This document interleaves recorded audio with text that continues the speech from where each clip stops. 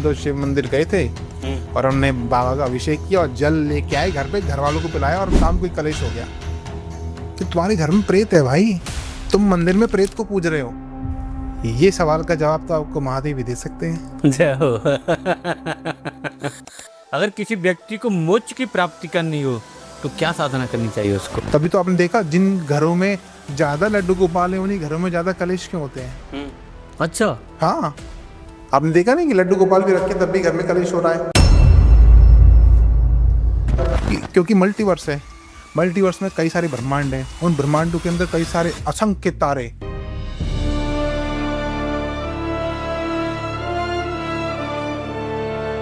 असंख्य तारे। उन असंख्य तारों में से एक तारा ऐसा होगा जिसके अंदर प्लेनेटरी सिस्टम होगा। उस प्लेनेटरी सिस्टम के अंदर उनके 3 ब्रह्मा विष्णु महेश होंगे। जरूरी थोड़ी कि जो घटना यहाँ चल रही है वही वहाँ चल रही हो। आप एक दिन के लिए घर से बाहर गए, आपने पूजा नहीं करी, उसने तांडव कर दिया, घर में अशांति हो गई। आप बाहर गए और आप बाहर एक्सीडेंट हो गया, कोई समस्या हुई आपके संग। एनर्जी के अंदर ब्रेन नहीं है। और सबसे बड़ी तंत्र क्रिया सेक्स है। अच्छा, सबसे बड़ी तंत्र क्रिया। आप अपने घर को साफ करो, सारी मूर्तियां बाहर निकालो।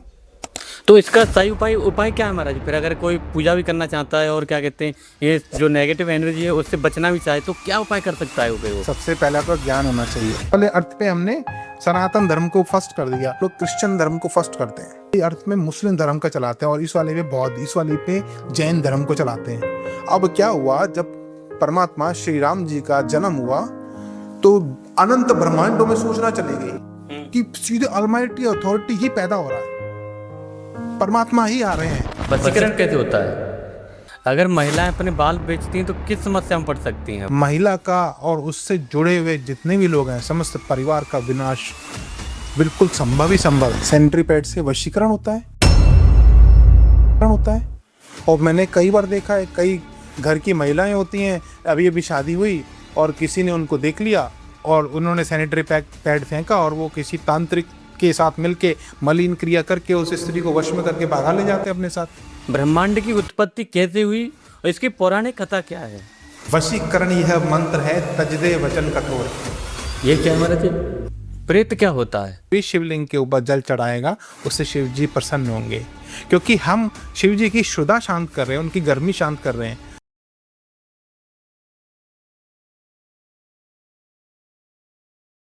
Hello everyone, welcome to Vivek Sharma talk show. आज इस पॉडकास्ट में बहुत ही स्पेशल गेस्ट जो कि आशुतोष पांडे जी। आज हम चर्चा करेंगे इस पॉडकास्ट में। आपने अभी तक हमारे इस चैनल पर कोई तांत्रिक क्रिया या कुछ ऐसी साधनाओं का पॉडकास्ट नहीं देखा है। आज हम पहला पॉडकास्ट करने जा रहे हैं आशुतोष पांडे जी के साथ, जो कि महाकाल के बहुत प्रिय भक्त हैं, महाकाल की बहुत सेवा करते हैं। तो कुछ महाकाल के बारे में बात करें, कुछ तंत्र विद्याओं के बारे में। जो प्राण प्रतिष्ठा होती है, हम किसी मूर्ति की प्राण प्रतिष्ठा करते हैं तो उसमें तंत्र मंत्र यंत्र का क्या सहयोग होता है। स्वागत है प्रभु जी आपका। ओम नमो नारायण, हर हर महादेव। हर हर महादेव। कैसे हैं आप? बढ़िया। सबसे मैं पहला आपसे सवाल करना चाहूँगा कि जो तंत्र मंत्र और यंत्र, तंत्र साधना क्या होती है? तंत्र है एक्चुअली क्या? तंत्र यही समझ लो, आपका शरीर ही आपका तंत्र है। आप अपने शरीर से जो भी क्रियाएं करते हैं वो सभी तंत्र का पार्ट है। और सबसे बड़ी तंत्र क्रिया सेक्स है। अच्छा, सबसे बड़ी तंत्र क्रिया। आप जो अपनी पत्नी के साथ इच्छा से जो संभोग करते हैं वही सबसे बड़ी तंत्र क्रिया है। आप साउथ में जाएंगे, कई सारे मंदिर देखेंगे और वहां पर आपको दिखाई देगा कई सारी मूर्तियां न्यूड है। हाँ, वो जो मंदिर है वो तंत्र के मंदिर है। वहां पर आप तंत्र साधनाएं करेंगे तो आपको तंत्र से जुड़ी हुई सिद्धियां तुरंत मिलेंगी, तत्क्षण मिलेंगी। तो वो दिखाने के लिए है कि ये, क्योंकि न्यूड इमेजेस बनी हुई हैं तो दिखाने के लिए कि वो इंडिकेशन करता है कि आप वहाँ पर तंत्र साधनाएं कर सकते हैं। यानी कि शरीर के द्वारा की गई कोई भी क्रिया वह तंत्र मार्ग में आती है। मंत्र क्या है महाराज जी? मंत्र आप जो शब्द बोलते हैं उन शब्दों का विशेष समूह, उन शब्दों को किस तरीके से लयबद्ध तरीके से डाला गया, किस तरीके से बोला गया, उसका उच्चारण, आरोह अवरोह किस तरीके से बोल रहे हैं उसको, और उसमें ध्वनि के साउंड किस तरीके से है, वह शब्द किस तरह का वाइब्रेशन निकालता है, उसी को मंत्र बोलते हैं। उन्हीं वाइब्रेशन से वो वही वाइब्रेशन सामने वाले के अंदर टकरा के रिएक्शन देते हैं। यंत्र क्या है महाराज जी? यंत्र आप इस तरीके से बोल लीजिए जैसे कि पानी की बोतल है, और मैंने इस बोतल के ऊपर कुछ विशेष प्रकार की आकृतियां बना दी हैं और वह आकृतियां विशेष प्रकार के देवता को इंडिकेट करती हैं और मंत्रों के द्वारा मैंने इसके अंदर उस एनर्जी को अवेक करके वो जो आकृति बनाई उन आकृति के अंदर डाल दिया, तो ये यंत्र हो गया। या मैं इस जल को अगर पढ़ दूं, इसके अंदर मंत्र डाल के इस जल को चार्ज कर दूं, तो ये भी एक तरह से यंत्र की तरह काम करेगा। ये द्रव्य एक यंत्र हो जाएगा। अच्छा। हाँ, फिर इस जल को जिसके ऊपर डाल दिया जाए, वो जल जिस भी इच्छा से इस जल को मंत्रित किया गया उस तरीके से काम करेगा। ओके। अगर किसी व्यक्ति को मोक्ष की प्राप्ति करनी हो तो क्या साधना करनी चाहिए उसको? शिव भगवान ने विज्ञान भैरव तंत्र के अंदर 112 तरीके बताए हैं मोक्ष प्राप्त करने के। और वो मोक्ष प्राप्त करने के तरीके इतने आसान है कि कोई भी चलते फिरते उनको प्रयोग में ला सकता है। वो कहते हैं? वो ऐसे कि सबसे आसान तरीकों तो शिव भगवान ने बताया कि आप जब चलते हैं, चलते फिरते आप सांस लेते हैं, तो जब सांस ले रहे हैं तो सांस जब आप अंदर लेते हैं तो अंदर लेने के बाद एक पॉइंट आता है, उस पॉइंट पे आप सांस छोड़ते हैं, उस पॉइंट को महसूस करना है। और जब सांस छोड़ें तो जिस पॉइंट पे वो छूट रही है बस उस पॉइंट को फील करना है, महसूस करना है। कोई मंत्र नहीं लेना, ना सोहम बोलना है, ना ही ओम बोलना है, ना ही कोई मंत्र पढ़ना है। बस आपको सांस देखनी है, शुरू का पॉइंट और एंड के पॉइंट पे ध्यान रखना है कि हम सांस ले रहे हैं और सांस जा रही है। जब आप इस तरीके से करेंगे, शिव भगवान बोल रहे हैं माता पार्वती से, क्या ये भैरव बोल रहे हैं भैरवी से। भैरव है हमारे शिव और भैरवी है माता पार्वती। वो बोल रहे हैं कि श्वास को आप देखो कि शुरू का पॉइंट और एंड के पॉइंट पर फोकस करो। जब आप ऐसा करेंगे तो आपका जो मन होगा ना धीरे धीरे न्यूट्रल होने लगेगा, विचार आने बंद हो जाएंगे उसमें। और जैसे ही विचार आने बंद होंगे तो आप एकाकार स्थिति में पहुंचेंगे और धीरे धीरे धीरे आपको परमात्मा तत्व की प्राप्ति होगी।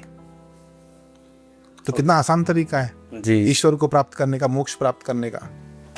एक सिंगर होता है जी, वो वाद्य यंत्र बजाता है, कई सारे गाने गाता है, तो कई सारे गाने गाते गाते गाते गाते उसका मन वैसा ही हो जाता है, उसके मन में धुन चलने लगती है आराम से। जब वो बैठा होता है तो भी संगीत के बारे में सोचता है, खा रहा होता है तो भी संगीत, उसको सपने भी शायद मुझे लगता है संगीत वाले ही आते होंगे जब कोई उस लेवल पे पहुंचता है। तो भगवान शिव ने बोला कि अगर कोई संगीत के उस लय को, उस नियम को, उस आरोह अवरोह में अगर उसमें तल्लीन हो जाता है तो भी उसको मोक्ष की प्राप्ति होती है। क्योंकि अंतमति सो गति, क्योंकि जब उस समय उसकी गति होगी तो उसके मन में वही संगीत की ध्वनि ही चल रही होंगी। उसके मन में ऐसा नहीं आएगा कि मैंने सुबह ये खाया था, शाम को वो खाया था। उसके मन में संगीत के बारे में ही चल रहा होगा। तो वो उसकी जो एग्जिट होगी आत्मा की, वो सहस्त्रार से होगी, और सहस्त्रार से होगी तो मोक्ष है। मंदिरों में या कहीं प्राण जो मूर्ति की प्राण प्रतिष्ठा होती है, एक्चुअली उसकी क्या साधना होती है, क्या क्रिया होती है, ये उसमें तंत्र मंत्र यंत्र का क्या सहयोग होता है? देखो, मंदिर में जो मूर्तियों की प्राण प्रतिष्ठा होती है, पहली बात तो कि हर ब्राह्मण हर मूर्ति की प्राण प्रतिष्ठा नहीं कर सकता है, क्योंकि इसका एक अलग ही विधान होता है। किसी भी मूर्ति की प्राण प्रतिष्ठा करने से पहले तो उस पत्थर को देखा जाता है कि वो पत्थर उस तरीके से तराशा गया है कि नहीं गया है। उसके कई सारे पैरामीटर्स होते हैं कि उन पैरामीटर्स के ऊपर वो मूर्ति आती है कि नहीं आती है। दूसरी तरीका ये होता है कि क्योंकि हमारा शरीर 7 चक्रों से बना हुआ है, तो जब मूर्ति की प्राण प्रतिष्ठा करी जाती है तो यह सोचा जाता है कि इस मूर्ति के अंदर भी देवता एनर्जी के रूप में निवास करते हैं। तो उसके 7 चक्र प्रतिष्ठित किए जाते हैं। एक डंडा बनाया जाता है, उसके ऊपर रोली से 7 गोले बनाए जाते हैं उस रोली को घुमाते हुए।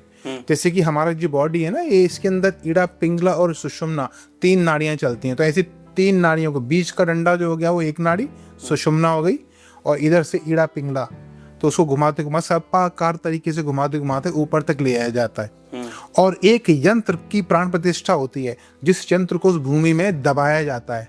उसी के ऊपर वो जो अपन लोग बनाते हैं डंडे से सर्पाकार तरीके से 7 चक्र स्थापित करते हैं, उन 7 चक्रों को रखा जाता है और उसके ऊपर उस मूर्ति को रखते हैं। तो क्या होता है कि जब भी कोई उस मूर्ति की पूजा करने आता है तो यंत्र की एनर्जी उस देवता की मूर्ति के अंदर प्रवेश करती है, और उस मूर्ति की आंखों के द्वारा और उस मूर्ति की शरीर की जो आशीर्वाद मुद्रा है, मुद्रा के द्वारा वो सामने वाले व्यक्ति के अंदर वो एनर्जी प्रवेश करती है। तो वो एक्चुअली उस मूर्ति की पूजा नहीं कर रहा होता है, वो उस यंत्र की पूजा कर रहा होता है। तो प्राण प्रतिष्ठा का साइंस कुछ इस तरीके से है कि उसको मंत्रों के द्वारा, यंत्र के द्वारा उस मूर्ति को स्थापित किया जाता है। तो यानी कि हर मूर्ति, अब आप कहोगे हर मूर्ति पूजा योग्य नहीं हुई इस तरीके से, तो बिल्कुल सच बात है। आजकल मैं देखता हूँ कि कई लोगों के घरों में लड्डू गोपाल है। मथुरा जी गए, लड्डू गोपाल ले आए और स्टार्ट हो गए भोग लगाना। अब क्योंकि लोगों को इस चीज का ज्ञान नहीं है, तो इस बात के बहुत ज्यादा चांसेस रहते हैं कि उस मूर्ति के अंदर कोई प्रेत आके या कोई आत्मा आके वो भोग ले रही हो। तभी तो आपने देखा जिन घरों में ज्यादा लड्डू गोपाल है उन्हीं घरों में ज्यादा कलेश क्यों होते हैं। अच्छा। हाँ, आपने देखा नहीं कि लड्डू गोपाल भी रखे तब भी घर में कलेश हो रहा है। तो भगवान कृष्ण तो भगवान विष्णु का स्वरूप है, तो पॉजिटिव एनर्जी आनी चाहिए ना, पॉजिटिव लोगों से मुलाकात होनी चाहिए। लेकिन नेगेटिविटी चल रही है, नेगेटिव लोगों से मुलाकात हो रही है। क्यों हो रहा है ऐसा? वो इसलिए हो रहा है क्योंकि वो मूर्ति तो उठा लाया लेकिन उसकी प्राण प्रतिष्ठा नहीं हुई। अब प्राण प्रतिष्ठा नहीं हुई, उसके नीचे कोई यंत्र भी स्थापित नहीं है। अब वो भोग लगा रहा है तो शाम को जा रहा है। अब भोग लगाने की भी कई सारी विधियां होती हैं कि आप जब भगवान को कुछ चीज अर्पित कर रहे हैं तो उसकी कई सारी मुद्राएं होती है कि आपको किस तरीके से देना, उनको किस तरीके से हाथ को वापस खींचना है। ये भोग लगाने की भी मुद्राएं होती हैं। आप वो मुद्राएं जानते नहीं हैं, क्योंकि जानते नहीं हैं तो अब वो जो भोग ले रहा है, क्योंकि देवता ही उस तरीके से भोग ले सकता है। कोई राक्षस को आप अगर देव तरीके से, देवी तरीके से मंत्र बोलते हुए अगर भोग लगाएंगे तो वो भोग ग्रहण नहीं कर पाएगा। उसको स्थान छोड़ के जाना पड़ेगा, क्योंकि आप मुद्राएं नहीं जानते हैं, आप वो पद्धति नहीं जानते हैं किस तरीके से भोग लगाया जाएगा। तो महाराज जी एक सवाल उठता है यहाँ पर, जो हम लड्डू गोपाल की या किसी भी भगवान की प्रतिमा मतलब मूर्ति लेके आ रहे हैं तो उसकी प्राण प्रतिष्ठा करानी चाहिए। बिल्कुल, ब्राह्मण को बुलाइए, उसकी प्राण प्रतिष्ठा कराइए। एक आजकल वैसे पुराने समय में एक विधान चलता था, लोग सत्यनारायण की कथाएं कराते थे, लेकिन अब तो सत्यनारायण की कथा भी नहीं होती है। गए मैं तो देखता हूँ उज्जैन जाते हैं और महादेव की मूर्ति उठा लाते हैं और रख देते हैं मंदिर में, पूजा स्टार्ट हो जाती है उसकी। अब मंदिरों के बाहर तो तामसिक शक्तियां बहुत बड़ी मात्रा में रहती हैं। वो तो चाहती है कोई सात्विक पुरुष आए और हमें उसका स्पर्श मिल जाए, तो हमारी तो गति हो जाएगी।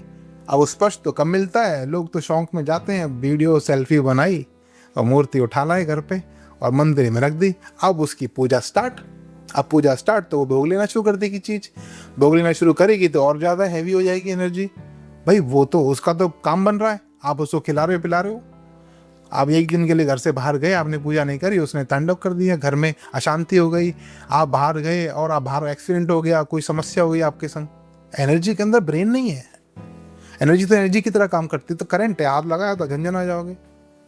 तो महाराज जी अगर क्या कहते हैं, जो हम किसी शिव की मूर्ति या किसी हम जल भगवान शिव पर जल अर्पित कर रहे हैं तो उसकी जो ऑरा है, उसकी जो वाइब्रेशन है, क्या वो हमारे अंदर ग्रहण करती है? हाँ, बिल्कुल करती है।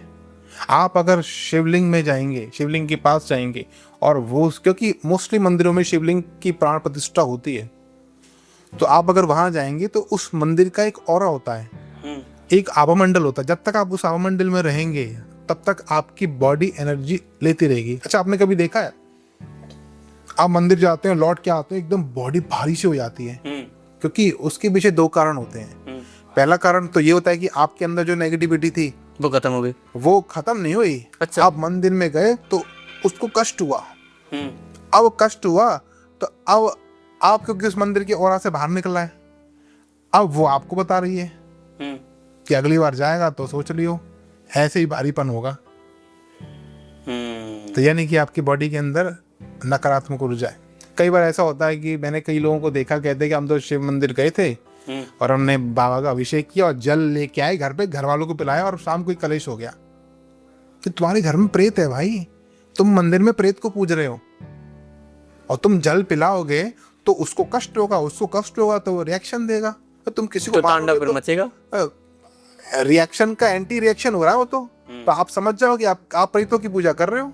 आप अपने घर को साफ करो, सारी मूर्तियां बाहर निकालो। तो इसका सही उपाय क्या है महाराज जी? फिर अगर कोई पूजा भी करना चाहता है और क्या कहते हैं, ये जो नेगेटिव एनर्जी है उससे बचना भी चाहे तो क्या उपाय कर सकता है वो? फिर वो सबसे पहला का ज्ञान होना चाहिए कि आपके संग ये क्यों हो रहा है। आपको ज्ञान हो गया, अब उसके उपाय की आगे बात। अब उपाय भी कुछ इस तरह से होते हैं कि जैसे आपको डॉक्टर सर्दी के लिए एंटीबायोटिक देता है और बुखार के लिए पैरासीटामोल देता है और जुकाम के लिए एक अलग दवाई देता है, सिट्राजिन दे देगा कि सिट्राजिन खा लो। उपायों की भी श्रृंखला ऐसी होती है कि जिसको जैसा सिम्टम होता है उसको वैसा ही उपाय बताया जाता है। पहली बात तो कोई स्पिरिचुअल गुरु होता है, वो देख लेता है कि यार इसको दिक्कत हो रही है तो इसके संग ये, अगर इसके संग ऐसा हो रहा तो पितृ दोष होगा, या फिर ये चीज हो रही तो ये चीज होगी, तो वो उपाय उस तरीके से बताया जाता है। मंदिर में जो घंटा होता है उसकी जो ध्वनि होती है, बताते हैं कि हमारे वो नेगेटिव एनर्जी को दूर करती है। तो मंदिर के अंदर जो घंटा होता है ना, घंटा वो एक तंत्र का पार्ट है। अब उसमें क्या, लेकिन इसका प्रयोग हो रहा है यंत्र के तरीके से। जब आप एक यंत्र के नीचे जाते हैं और घंटा बजाते हैं तो उसका जो वाइब्रेशन निकलता है, मैं आपको इसमें एक चीज़ और बताता हूँ। पहले जो घंटे आते थे ना वो आरओ के हिसाब से आते थे कि आपको 10 सेकंड का घंटा लेना है कि 20 सेकंड का लेना है कि 1 मिनट का। ऐसे ऐसे घंटे हैं जो 5-5 मिनट 10 मिनट तक कंपन करते हैं। तो जब आप उस फ्रीक्वेंसी के नीचे खड़े हो जाते हैं तो घंटा बजाने का नियम ये नहीं कि घंटा बजाया और भगवान के रजिस्टर में एंट्री हो गई और सीधे मंदिर पहुंच गए। अब आप घंटा बजाओ तो उसके नीचे खड़े रहो जब तक वो कंपन कर रहा है। तो उस कंपन की जो वेव्स हैं वो आपके सूक्ष्म चक्रों से टकराती हैं, और सूक्ष्म चक्रों से जब टकराएंगे, आपके 7 चक्र हैं बॉडी के, उनसे टकराएगी तो वो चक्र अवेकन हो जाएंगे। वो उस समय के लिए एनर्जी को इनहेल और एक्सेल करना स्टार्ट कर देंगे बहुत फास्ट तरीके से। पॉजिटिव एनर्जी ज़्यादा आती है और नेगेटिव एनर्जी बहुत फास्ट तरीके से निकलती है, उस प्रोसेस को फास्ट कर देते हैं वो। इसलिए घंटे का ये साइंस है जी। महाराज, हमारे हिंदुस्तान में, पूरे दुनिया में बहुत सारे धर्म हैं, और ये अलग अलग क्यों हैं? देखो, धर्मों का विज्ञान तो ऐसा है, विधाता ने जब सृष्टि की संरचना करी तो अपने मन की शक्ति से करी। अच्छा, मुझे एक बात बताइए, क्या आप मल्टीवर्स पे बिलीव करते हैं? जी। क्या आप बिलीव करते हैं कि कई सारे ब्रह्मांड हैं? हाँ, बिलीव करते हैं ना जी। देवी भागवत पुराण के अंदर एक कथा आती है, एक बार ब्रह्मदेव को ना अहंकार हो जाता है। हमारी इस अर्थ के ही ब्रह्मदेव की बात कर रहा हूँ, जिस अर्थ में हम रह रहे हैं, उनको अहंकार हो जाता है कि यार मैं ही विधाता हूँ, मैं जो लिखता हूँ वही होता है, तो मैं ही विधाता हूँ, मुझसे सुपीरियर कौन होगा? मैं जब लिख दूं तब महादेव की लड़ाई हो जाए, जब लिख दूं विष्णु जी की बैंड बज जाए, उनको जन्म लेने जाना पड़े, तो मैं ही इस अर्थ का सुपीरियर पर्सन हूँ, मैं ही यहाँ का विधाता हूँ। जब उनको अहंकार हो गया तो ये बात ना दूर दूर तक फैलती गई, क्योंकि उन्होंने कई जगह पे अपनी प्रशंसा कर दी थी। जब बात फैली तो महादेव के भी कानों में पहुंची। महादेव के साथ तो आदि शक्ति स्वरूपा रहती ही थी, तो उन्होंने, माता को भी पता लग गई। तो माता ने क्या किया, एक दिव्य विमान पे अपनी एक योगिनी को भेजा और बोला कि ब्रह्मदेव को जरा सैर करा के लाओ। तो ब्रह्मदेव के पास जाती है कि मैं, अम्मे को माँ ने भेजा और आपको कुछ दिखाने के लिए बोला है। तो ब्रह्मदेव बैठे आते हैं कि चलो चलते हैं। तो चलते हैं तो देवी तो ले जाती है उनको दिव्य विमान पे बैठा के और दिखाती है कि अनंत ब्रह्मांड है, अनंत ब्रह्मांड में अनंत ब्रह्मा है। अनंत ब्रह्मा, कोई 1 मुख वाला ब्रह्मा, कोई 10 मुख वाला ब्रह्मा, कोई 100 मुख वाले ब्रह्मा है, कोई 5 मुख वाले ब्रह्मा है। बोले कि मेरे तो 3 ही मुख है, और यहाँ तो 4था मुख शंकर जी पहले कटवा चुके थे उनका। तो उन्होंने कि यार तो ये तो 100 मुख वाले ब्रह्मा है, मैं यहाँ पर, मैं तो समझता था मैं अकेला ब्रह्मा हूँ। तो उनको पता लगता है कि कई सारे ब्रह्मांड है यहाँ पर, और हर ब्रह्मांड के अपने शंकर जी हैं, अपने विष्णु जी हैं, अपने ब्रह्मदेव हैं। हमें हर शिव, विष्णु और महेश और ये ब्रह्मा जी, तो यानी कि मैं अकेला नहीं हूँ, मुझसे भी ज़्यादा ब्रह्मांड हैं कई सारे। तो क्या होता है, जैसे अब अपनी इस पृथ्वी की बात कर लीजिए, तो यहाँ पर जो सबसे प्राचीन धर्म है वो सनातन धर्म है। अब सनातन धर्म में क्या हुआ, एक बार राम जी आए, वो रामायण की कथा हमने सुनी है, शत्रुपा वाली, जब वो साधना करती हैं तो उनको परमात्मा, मनु शत्रुपा उनको परमात्मा दर्शन देते हैं। तो कहते हैं कि, वो कहते हैं कि मांगो क्या वरदान चाहिए, कहते वरदान नहीं चाहिए, पहले तो हम आपको देखना चाहते हैं। तो कैसे देखोगे कि मेरा तो कोई आकार ही नहीं, मैं तो निराकार हूँ। कि नहीं, हमें देखना आपको। अच्छा, उनको दर्शन देने से पहले भी उनके साथ कई बार ऐसा हुआ था, ब्रह्मा विष्णु महेश कई बार पहुंचे कि भाई वरदान मांग लो, काम खत्म करो, साधना क्यों कर रहे हो? उन्होंने कि नहीं हम नहीं मानेंगे। वो समझ जाते थे कि ये वो व्यक्ति नहीं है जिसको हम देखना चाह रहे हैं। तो उस समय के लोगों को पता था कि ब्रह्मा विष्णु महेश, उस समय के लोगों को पता था कि ब्रह्मा विष्णु महेश से ऊपर की भी एंटिटी है कोई। तो वो साधना में अड़े रहेगी, नहीं हमने आँख खोलेंगे, हम तो बैठे रहेंगे। तो एक दिन एक दिव्य प्रकाश आंखों में आता है। जैसे आंखों में प्रकाश पड़ता है तो वो आंखों से होता हुआ सीधे मूलाधार पर टच होता है। मूलाधार पर टच होते ही उनकी जो बॉडी थी वो जो सूख चुकी थी वो दोबारा से बॉडी बन पड़ती है, मांस, रक्त, नसें सब बनने स्टार्ट हो जाती है। तो समझ जाते कि अरे यानी कि अब ये वही है। फिर आवाज़ आती है कि उठो, तो वो समझ जाते हैं कि ये क्योंकि हमारे शरीर में जान आ गई तो ये वही व्यक्ति जिसका हम इंतजार कर रहे थे। आँख खोलते हैं, कहाँ हो कहाँ हो, तो अब उनको प्रभु देखे नहीं, परमात्मा के दर्शन नहीं हुए कि परमात्मा तो निराकार है एनर्जी फॉर्म में। वो कहते मेरा स्वरूप ही नहीं है, मैं कहाँ से दिखूंगा आपको, कि नहीं हमें आपको देखना है। तो कहते ठीक है आप ना सोचो, जैसा सोचोगे वैसे वैसा स्वरूप धारण करूंगा। तो बोलते हैं कि ठीक है, हम इमेजिन करते हैं उस जमाने के हिसाब से इमेजिन करते हैं कि पीत वस्त्रधारी धनुर्धारी ऐसे करके, यदि उनका पीताम्बर ओढ़े हुए हो, धनुर्धारी हो, उनका शरीर स्वर्ण के समान चमक रहा होता है, ऐसे अब वो सोचते आते हैं तो एक स्वरूप बन के आता है। तो उनके मुंह से निकल जाता है राम करके, तो तब उनका नाम राम होता है। तो परमात्मा के ऐसे दर्शन होते हैं। अब कहते हैं अब क्या करना है, तो अब तो हम चाहते हैं कि हमें आपके जैसा पुत्र हो, कि मेरे यहाँ से तो कोई हो नहीं सकता, मुझे यहाँ आना पड़ेगा। तो ठीक है, तो आप आ जाना। तो फिर वो कहते हैं कि हम उस लोक में आएंगे और आपको, आप दशरथ बनेंगे और मैं राम बन के पैदा होऊंगा। तो ऐसे करके उनको वरदान मिल जाता है। अब क्या होता है, ये तो हमारे इस ब्रह्मांड की बात हो गई, इस वाले पृथ्वी, इस वाले यूनिवर्स की बात हो गई। अब सपोज करो फॉर एग्जाम्पल कि क्योंकि मल्टीवर्स है, मल्टीवर्स में कई सारे ब्रह्मांड हैं, उन ब्रह्मांडों के अंदर कई सारे असंख्य तारे, उन असंख्य तारों में से एक तारा ऐसा होगा जिसके अंदर प्लेनेटरी सिस्टम होगा। उस प्लेनेटरी सिस्टम के अंदर उनके 3 ब्रह्मा विष्णु महेश होंगे। जरूरी थोड़ी कि जो घटना यहाँ चल रही है वही वहाँ चल रही हो। वहाँ भगवान सोच रहे होंगे यहाँ पे एक अलग रिसर्च करता हूँ। अब जो मैं समझता हूँ परमात्मा एक साइंटिस्ट है, वो रिसर्च करता है कि इस वाले अर्थ पे हमने सनातन धर्म को फर्स्ट कर दिया, यहाँ पर एक काम करते हैं, यहाँ पर हम लोग क्रिश्चियन धर्म को फर्स्ट करते हैं, यहाँ पर क्रिश्चियन धर्म वाला सिस्टम चलाएंगे। तो वहाँ क्रिश्चियन चल रहा है। फिर यहाँ उन्होंने किया नहीं, इस वाली अर्थ में मुस्लिम धर्म का चलाते हैं, और इस वाले पे बौद्ध, इस वाली पे जैन धर्म को चलाते हैं। अब क्या हुआ, जब परमात्मा श्री राम जी का जन्म हुआ तो अनंत ब्रह्मांडों में सूचना चली गई कि सीधे अलमाइटी अथॉरिटी ही पैदा हो रहा है, परमात्मा ही आ रहे हैं, परमात्मा का जन्म हो रहा है, तो दर्शन करने चलते हैं। जब तक खबर पहुंची वो लोग आए, तब तक तो राम जी ने लीला पूरी कर दी अपनी, सरयू जी में देह त्याग दिया अपना और चले गए अपने लोक को, चले गए राम जी के लोक में चले गए। अब तो उन आत्माओं को टेंशन हो गई कि भैया ये तो चले गए, अब हमें दर्शन कैसे पूरे होंगे। तो उन्होंने की नहीं मीटिंग बैठे कि नहीं टेंशन मत लो, अभी कृष्ण भगवान का अवतार होगा तब दर्शन करना, कि ठीक है। तो सब लोगों ने अपने अपने नोडल ऑफिस खोल लिए ऊपर ब्रह्मांड के अंदर कि जैसे पैदा होंगे इस बार पहले से दर्शन करेंगे। तो इस बार फिर कृष्ण भगवान का जन्म हुआ। अब कृष्ण भगवान का जन्म हुआ तो वो पहले से बैठे हुए थे, उनने कृष्ण भगवान की पूरी लीलाओं का आनंद लिया और कृष्ण भगवान चले गए। उनने कि अब कि हमें तो दोबारा दर्शन करने हैं, हमने सबके नोडल ऑफिस खोल रखे हैं अपने, अब हम यहाँ से नहीं जाएंगे। ओ जाते जाते एक हवा उड़ गई कि अब कलयुग आएगा, कल्कि में भी परमात्मा आएंगे दोबारा से, कल की अवतार होगा। तो आप ये सोचिए, मुझे ऐसा लगता है कि ये धर्म इसीलिए आए हैं क्योंकि कल्कि का अवतार होने वाला है। तो इन लोगों ने कहा कि इस बार परमात्मा आएंगे तो हम सेवा करेंगे, और नोडल ऑफिस वालों को बोल दिया कि जाओ प्रोटेक्शन स्टार्ट कर दो, मार काट स्टार्ट होगी कि हम अपने धर्म की, कहाँ था इस्लाम, था कहाँ क्रिश्चियन धर्म, था कहाँ पैगंबर साहब थे, उनको किसी एक विशेष आत्मा ने आके बताया कि यार मैं इस तरीके से हमारा सिस्टम चलता है, हमारे यूनिवर्स में ऐसा होता है, लोग मरेंगे तो इस तरीके से जजमेंट होगा। सोचो ना, वो उनके में कयामत का दिन आएगा, उनके में ऐसा होता है कि आत्मा पुनर्जन्म लेती ही नहीं है। लेकिन ऐसे कई सारे किस्से हैं कि इस्लामिक मुस्लिम लोगों के हिंदुओं में जन्म हो गए और वो बताते हैं कि मैं पिछले जन्म में वहाँ था, मोमडन था, ऐसे करके मैंने ऐसे करके जन्म लिया, ऐसा होता है ना।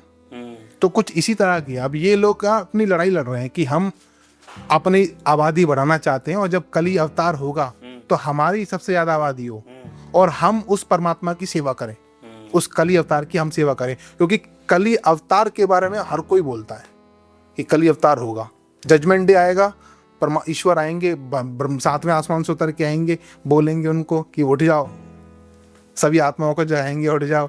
तो वो सिस्टम क्या है, वो मुझे लगता है कल की है, वो और कोई नहीं है। तो ऐसे करके अनंत ब्रह्मांडों की स्टोरी है, अनंत ब्रह्मांडों की अनंत धर्म, उनकी अनंत आत्माएं यहाँ पे आके इस तरह की लीलाएं रच रही हैं, इस तरह के तांडव रच रही हैं। और हर धर्म का एक ही टारगेट है कि हमें अपनी आबादी बढ़ानी है, परमात्मा आएंगे तो उनकी सेवा करेंगे। अगर मेरे घर में कोई तांत्रिक क्रिया हो गई हो तो उसको कैसे दूर किया जाए? तो सबसे पहले तो आप ये देखिए कि आपके ऊपर तंत्र क्रिया हुई तो आपके ऊपर सिम्टम क्या आ रहे हैं। जैसे बदन टूट रहा है, या फिर घर में कलेश मच गया है, या फिर आपस में लोग एक दूसरे पर शक कर रहे हैं, तो आप पहले ये कारण जानो कि एक्चुअल में तंत्र हुआ है कि नहीं हुआ है। फिर भी अगर समझ नहीं आ रहा है तो आप किसी अच्छे गुरु के पास जा सकते हैं। लेकिन अगर आप ऐसा लग रहा है कि आपके आसपास कोई गुरु है ही नहीं है, आपके पास कोई जानकारी नहीं, तो आप एक काम कर सकते हैं कि आप देवी प्रत्यंगरा का प्रयोग कर सकते हैं। प्रत्यंगरा माँ तंत्र को काटने में बहुत ही तीक्ष्ण है और ये बहुत ही तीक्ष्ण तरीके से शक्ति काम करती है। तो आप क्या करेंगे, आधी किलो या 250 ग्राम के आसपास मिर्ची ले आएंगे और मिर्चियों के सात जोड़े बना लेंगे। तो आपको क्या करना है, 7 मिर्चियाँ पकड़नी है, सूखी टहनियों से साबुत होनी चाहिए। तो पहले तो उसको क्लॉकवाइज घुमाना अपने ऊपर। क्लॉकवाइज घुमाने के बाद आप या तो कुछ जला लीजिए, अगर कुछ नहीं है आपके पास तो अपने गैस के चूल्हे के ऊपर ही रख के उसको जला दीजिए। वो जैसी जलनी स्टार्ट हो जाए, एकदम नहीं कि तुरंत कर दी, जैसे जलनी स्टार्ट हो जाए, आपको लगे आधी जल चुकी है, जरूरी नहीं आपको धुआं सुई सेकना, उसको जलाओ। फिर 7 दूसरी वाली स्लॉट पकड़ी, आप एंटी क्लॉकवाइज घुमाइए अपने ऊपर, फिर दोबारा जला दिया। ऐसी आपको वो बार बार जला के उसको 7 की 7 जो सेट हैं आपको एक बार क्लॉकवाइज और एक बार एंटी क्लॉकवाइज जला के अग्नि के अंदर प्रज्वलित कर देना है। तो पहले दिन आप करेंगे, पहले दिन से आपको आराम मिलना शुरू हो जाएगा। और इस क्रिया को कम से कम आप हर हफ्ते दोहराइए और इसको कम से कम 2 महीने तक करिए। तो आपके ऊपर अगर किसी भी तरह का कोई तंत्र हुआ होगा या अगर कोई नेगेटिव एंटिटी आई होगी, वो इंस्टेंट ही आपको छोड़ के जाना शुरू कर देगी और आपको बहुत ही रिलैक्स फील होगा, बॉडी एकदम हल्की हो जाएगी। ओके। धन की प्राप्ति के लिए कोई उपाय? हाँ, अगर आप धन प्राप्त करना चाहते हैं तो वैसे तो यूट्यूब पे कई सारे मंत्र चल रहे हैं जी, लेकिन फिर भी मैं आपको एक ऐसा उपाय बता रहा हूँ जिससे माता लक्ष्मी बहुत जल्दी प्रसन्न हो जाती हैं। आप श्री सूक्त का पाठ कीजिए। ऋग्वेद के अंदर श्री सूक्त का पाठ आया है और इससे माँ बहुत ही प्रसन्न होती हैं। आप श्री सूक्त का पाठ कीजिए और नित्य सुबह पहले अपने हाथ में जल लेके संकल्प कीजिए कि मैं माता लक्ष्मी की श्री सूक्त के पाठ करूंगी। और आप डेली 7 पाठ कीजिए उसके, मैं डेली 7 पाठ करूंगी और 11 दिन का संकल्प लेके जल छोड़ दीजिए। आप 11 दिन का ये उपाय करिए और देखिए लक्ष्मी माता की कृपा ना हो तो मुझे बताइएगा। बगैर तोड़ फोड़ के घर के वास्तु को कैसे ठीक किया जा सकता है, उसके लिए कोई रेमेडी है? घर के वास्तु दोष को ठीक करने के लिए गणेश जी की शरण में जाओ ना, गणेश अथर्वशीष का पाठ कीजिए। गणेश अथर्वशीष के पाठ से अगर नित्य किसी के घर में गणेश अथर्वशीष का पाठ होता है तो समस्त प्रकार के वास्तु दोष तो दूर होते ही हैं, घर में प्रेम प्यार भी बढ़ता है। अच्छा। और घर में जो कलह हो रहा होता है वो कलह का भी नाश होता है। और गणेश जी आपके हर तरह के रुके हुए मार्ग खोल देते हैं। ऐसा कौन सा पाठ किया है जिससे रात को अच्छी नींद आए? देखो, अगर आप एंजाइटी में, वैसे तो आजकल रात को लोगों को नींद नहीं आती एंजाइटी की वजह से। आप किसी न किसी एंजाइटी में चल रहे होते हैं, कोई चिंता होती है, कोई टेंशन होती है जो आपके मन में चलती रहती है। तो एंजाइटी दूर करने के लिए, अपने बॉडी के चक्रों को हील करने के लिए, बॉडी की एनर्जी को हील करने के लिए, आपका ऑरा नेगेटिव हो गया, मलिन हो गया, आप उसको क्लीन करना चाहते हो। ऑरा को क्लीन करने के लिए आप चाहते हो कि आपके चक्र जो है वो डाउन हो गए हैं, आप उन चक्रों को क्लीन करना चाहते हैं। या फिर आपको ऐसा लग रहा है कि आपकी बॉडी के ऊपर थकावट सी रहती है, कोई तंत्र क्रिया हो रखी है आपके ऊपर, आप वो चाहते हैं कि तंत्र क्रिया वीक हो जाए और मेरी खुद का जो ऑरा है वो उस तंत्र की अगर नाश कर दे, तो आप रात में माँ ललिता सहस्त्र नाम का पाठ कर सकते हैं। आधे घंटे का पाठ है और आप जिस बिस्तर में सोते हैं उसी बिस्तर में साफ चद्दर में सोइए। रोज चद्दर नहीं बिछाइए और वहीं पर सामने मोबाइल रख लीजिए और उस पाठ को हेडफोन लगा के सुनिए और साथ में पढ़िए। तो आप अगर माँ ललिता सहस्त्र नाम का पाठ करते हैं तो इस तरह की समस्त समस्याएं दूर हो जाती हैं और आपको बहुत अच्छी नींद की प्राप्ति होती है। जी। क्या किसी भी मंत्र को जपने के लिए उस मंत्र का कोई नियम है? बिल्कुल, आप किसी भी मंत्र को यूं ही नहीं जप सकते। आपको सबसे पहले उस मंत्र का उत्कीर्णन करना पड़ेगा। उत्कीर्णन करने के लिए आपको विनियोग पढ़ना पड़ेगा। विनियोग में उस मंत्र के ऋषि का नाम होता है और उन ऋषि से आज्ञा ली जाती है कि हम आपके इस मंत्र का जाप कर रहे हैं अपने आराध्य की आराधना करने के लिए, तो उनसे परमिशन ली जाती है। तो सबसे पहले तो विनियोग हो गया और उससे भी पहले आपको संकल्प लेना पड़ेगा। संकल्प, विनियोग, फिर आपको न्यास करने पड़ेंगे। न्यास करने के बाद आप आसन के ऊपर बैठ के उस मंत्र का जाप कर सकते हैं, तभी आपको उस मंत्र के लाभ मिलेंगे। जी। अन्यथा वो भक्ति मार्ग में आ जाएगा। भक्ति मार्ग में तो फिर प्रभु की जब मौज होगी तभी कृपा होगी। शिव बड़े हैं या शक्ति?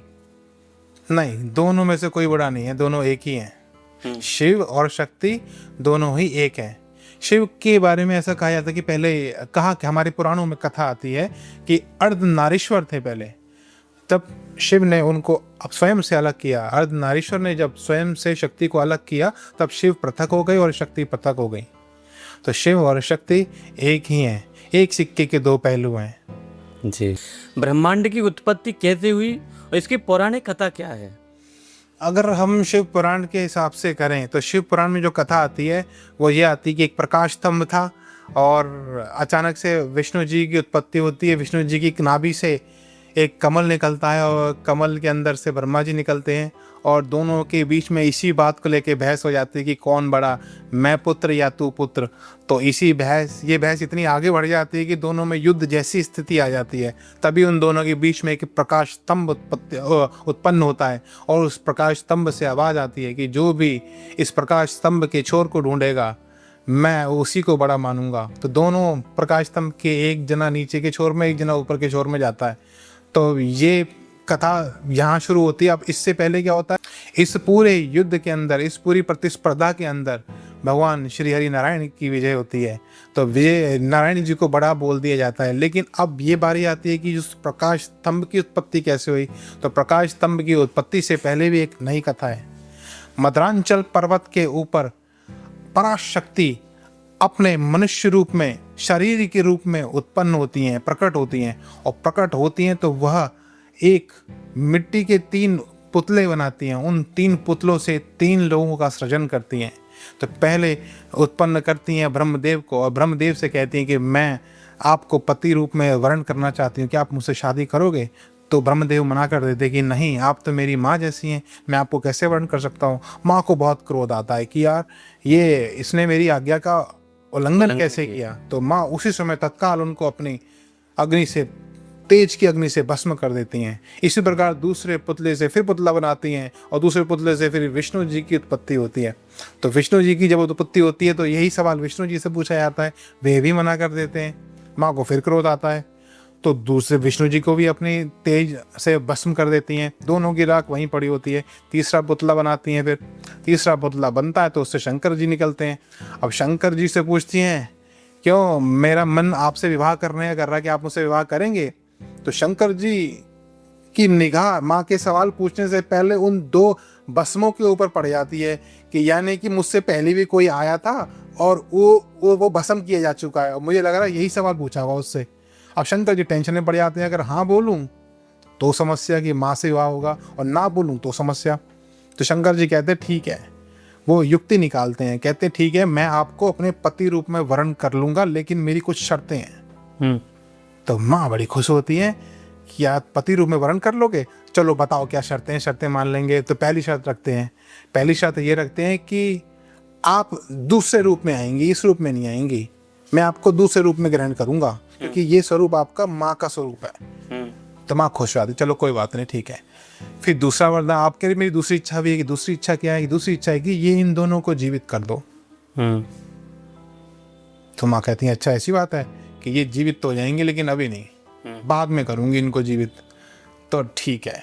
विष्णु चंद्र जी कहते हैं ठीक है चलो कोई बात नहीं है, अगर आप बाद में जीवित करोगे तो अब जाओ आप ना पत्नी रूप में आइए। अब तो अब ये कथा, ये तो माँ तो वहाँ पे तपस्या करने चली जाती हैं या विष्णु जी का, जैसी माँ वहाँ पर अपना शरीर छोड़ती हैं या विष्णु जी की उत्पत्ति हो जाती है। अब विष्णु जी की उत्पत्ति होती है, विष्णु जी से ब्रह्मदेव की उत्पत्ति होती है। माँ जब तक लौट के आती है साधना करके तब तक तो ब्रह्मा विष्णु महेश जी ने पूरी सृष्टि रच दी होती है। वहाँ लौट के देखते ये क्या हुआ, तो पूरी सृष्टि रच दी, तारे बना दिए, ब्रह्मांड बना दिए, पृथ्वी के ऊपर मनुष्यों की जनसंख्या बढ़ गई। फिर माँ का उनसे विवाह होता है भगवान शिव के साथ।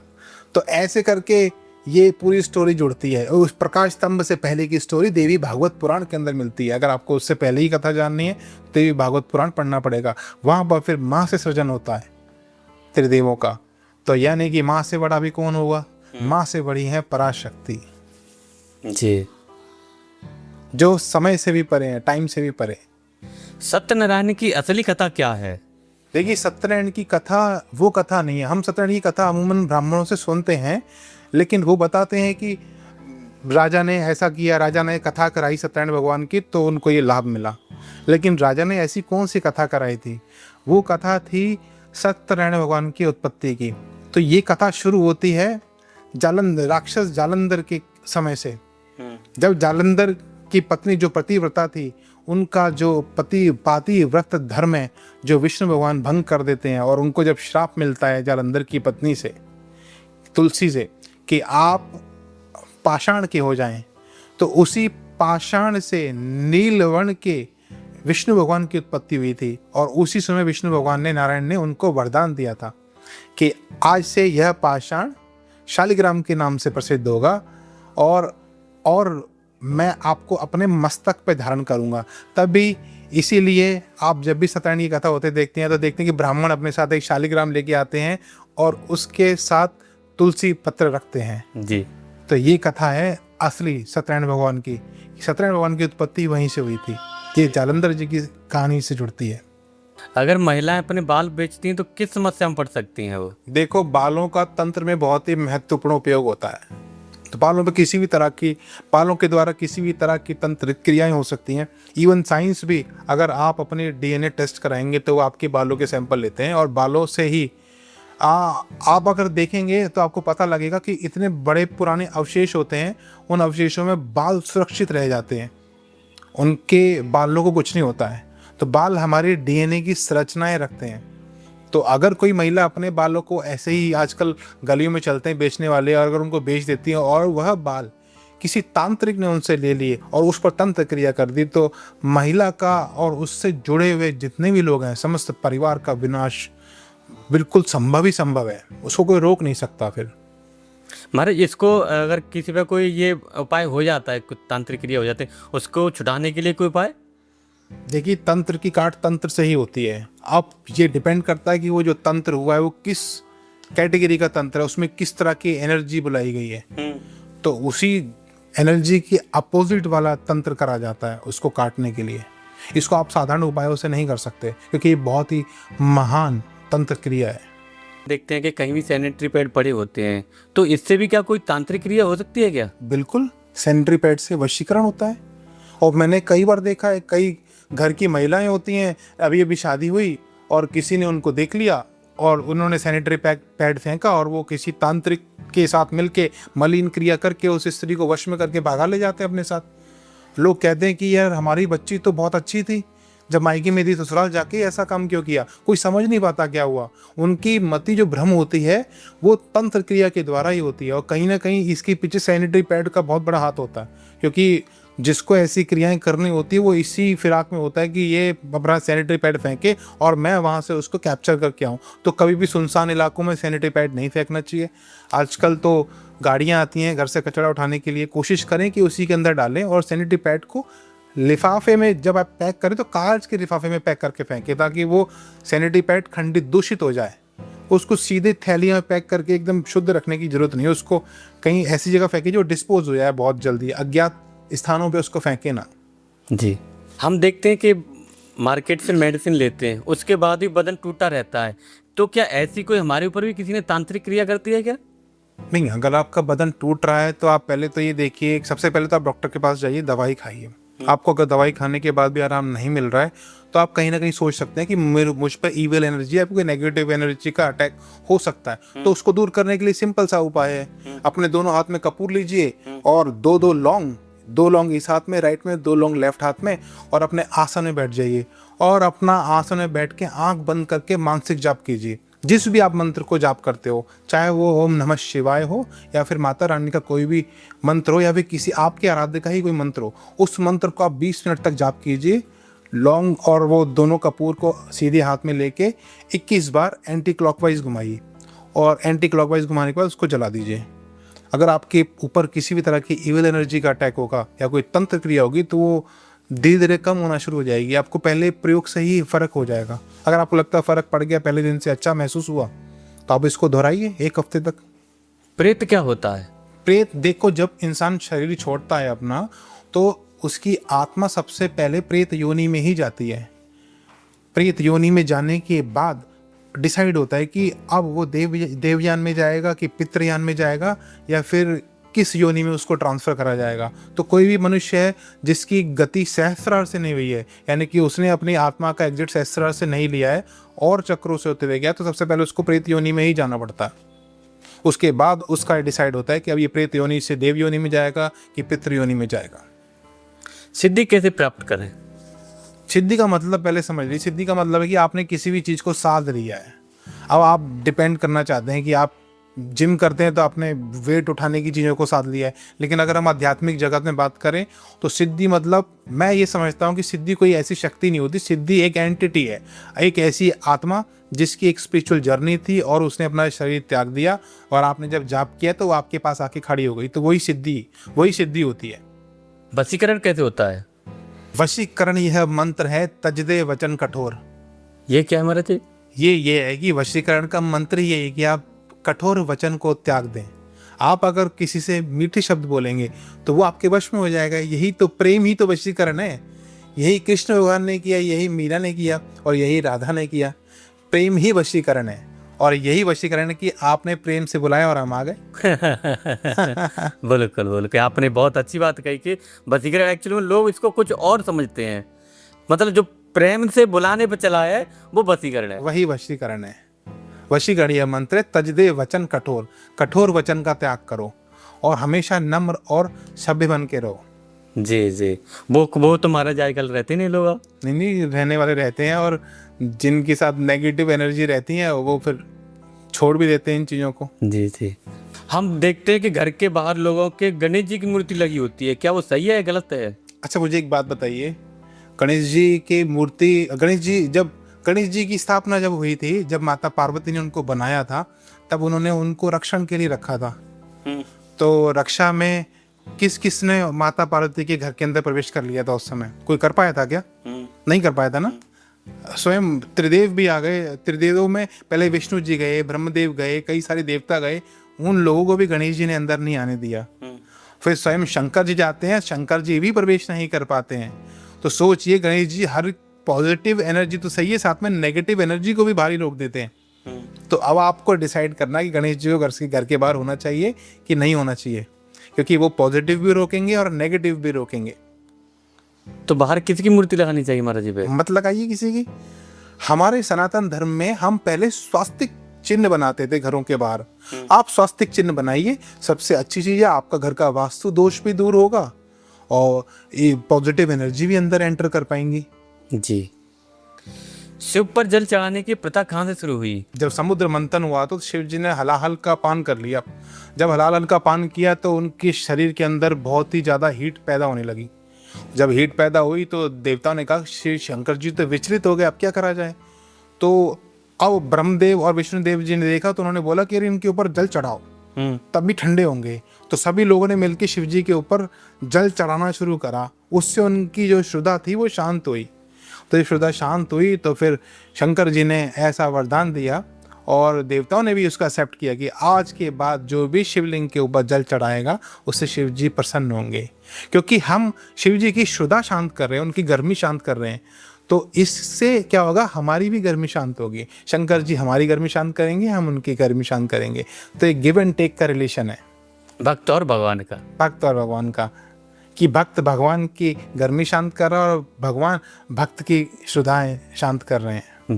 बहुत बहुत धन्यवाद प्रभु जी। तो इस पॉडकास्ट में तांत्रिक की में बहुत कुछ ऐसी गहन रहस्य बात हुई जो कि आप शायद नहीं जानते होंगे। तो आशुतोष जी का बहुत बहुत धन्यवाद करते हैं। आपने बहुत बहुत हमें इतनी चर्चा करी और भगवान शिव के बारे में, जो घंटा होता है उसकी ध्वनि कैसे हमारे जीवन में महत्व रखती है। हम लोग घंटा बजाए और निकल गए, बट नहीं, ऐसा नहीं करना चाहिए, क्योंकि उसकी जो ध्वनि है, उसकी वाइब्रेशन है, उसको ऑब्जर्व करना चाहिए। जैसे हमारी जो नेगेटिव एनर्जी है वो खत्म होती है और फिर पॉजिटिव एनर्जी हमारे अंदर प्रवेश करती है। बहुत बहुत धन्यवाद। मिलेंगे किसी दूसरे पॉडकास्ट में, जब तक के लिए हरे कृष्णा। जय श्री महाकाल। जय श्री महाकाल। जय नारायण। जय हो नारायण की जय हो।